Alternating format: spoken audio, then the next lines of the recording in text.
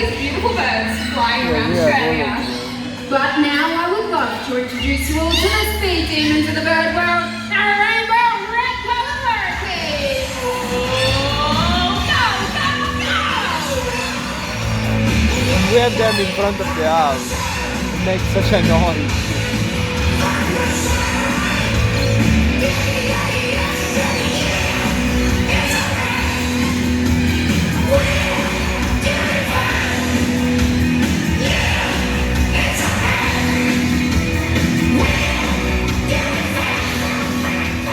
Lorikeets have to be quick to stand a chance in the wild, as they are one of the favourite food items of the fastest animal on the planet, the peregrine falcon.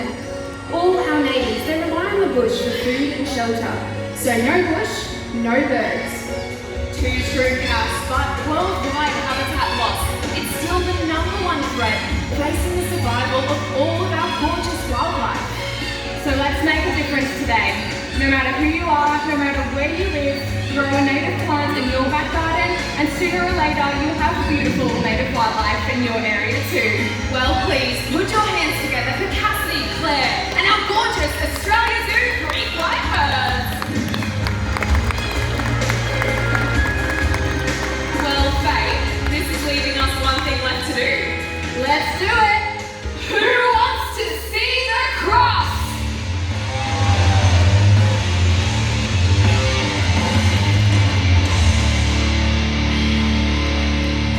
At 3.6 meters long, weighing in at 270 kilograms, your crocodile today is Scrapper. 260 million years ago, there were no birds, there were no mammals, there were dinosaurs. And you're about to meet one of these living fossils, a link to those creatures from the past. With 27 species of crocodilian found around the world, from alligators to gharials, from caimans to true crocs. They are the world's most perfect and unchanged predator and have survived where so many others have failed. Most impressive of all, it's Australia's apex predator.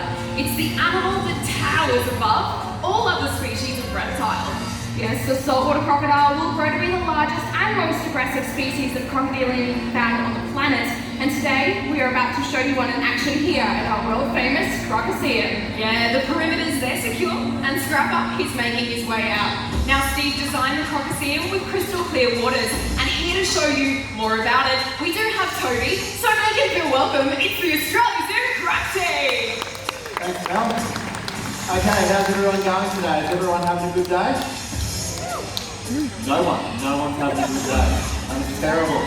We can do better than that. Is everyone having a good day? Yeah, that's better. And it's about to get even better. Obviously, I'm biased, but I reckon this is the best part of the whole show. We've got the tops for you.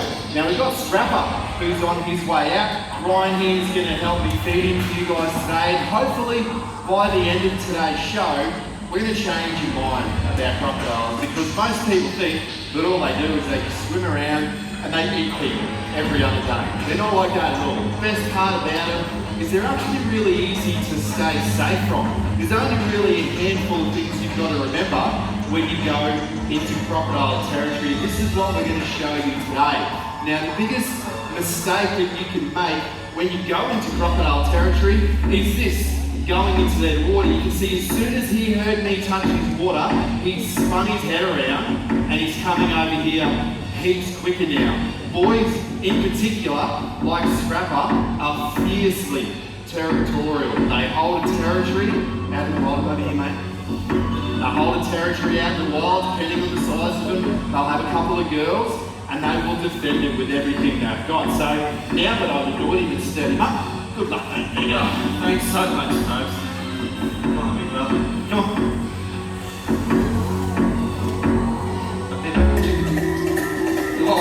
Oh, of course, we have to give him a round of applause. That was a solid effort from him. Now, that was a really quick strike, as you saw. That was dark, dirty Mercury boy. No chance of avoiding an attack like that.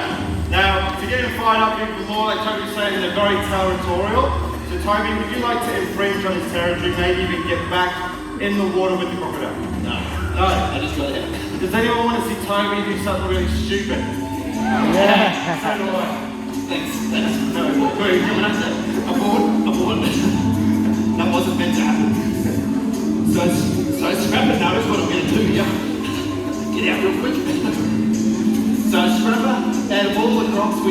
here in the zoo, he is the fastest crocodile we have now. He's not the biggest, he's actually the smallest here in the Colosseum, but it makes him the quickest. He's only been in here for a very, very short amount of time, and he absolutely loves it. We've got this clear water, so you can see how the crocs swim. Normally, they would live in dirty water. Now, right now, you can imagine if that was dirty water, you would never know that Scrapper is in there. And how he's sitting now is how he hunts in the wild. He'd sit beneath the water, he'd wait for an animal to touch the water, then he would do what he just did. He would strike from the water, grab hold of an animal between those jaws. Now you can imagine if I'm an animal coming down to get a drink, I'm like this. I'm on my hands and knees, and that strike that he did, he would just go boom, grab me on the head, and then pull me back down into the water. And that's how they get their food. Now he can hold his breath for 8 hours if he has to. So he'll grab the animal, just hold it on the bottom of the pond or the river, wait for it to drown. That's pretty much how he gets it. Now he's got something else he can do as well. He's got a second trick up his sleeve. Another way that he uses to grab food, called a tail walk. Ryan's going to show us that. Yeah, thanks, Tony. So this is not a behaviour that we've had to teach Scrapper. This is something he does naturally in the wild. And crocodiles will do this as soon as they hatch out of the egg. Now when they